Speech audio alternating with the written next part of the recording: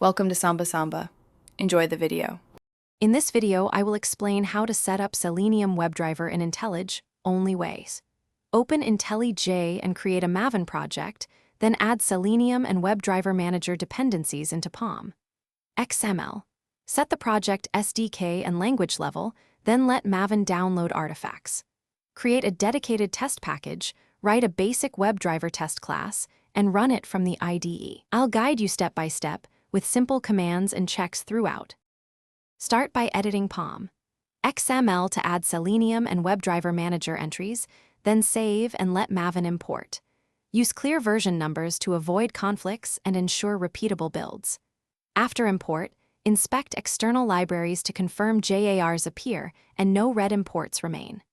If compilation errors show, re-import or run mvn clean compile to force resolution. This keeps your project stable and ready for reliable automated tests in IntelliJ. If this guide is useful, please subscribe and like so I can make more helpful setup videos. Quick recommendation: Robot Face upgrade your clean game with the Shark AI Ultra Robot Vacuum voice control, which saves you time so you can focus on coding. It's a fun sidekick while tests run and builds complete. Check the description for the link and other deals, and now let's get back to the video. Create a test class and import Selenium WebDriver and WebDriver Manager for automatic driver handling. Initialize the browser with WebDriver Manager.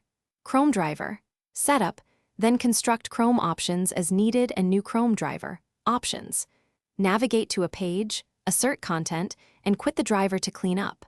Run tests via the IntelliJ Run button or MVN test to verify behavior. This gives a repeatable flow for local development and CI pipelines. Thanks for watching. Consider subscribing if we helped you.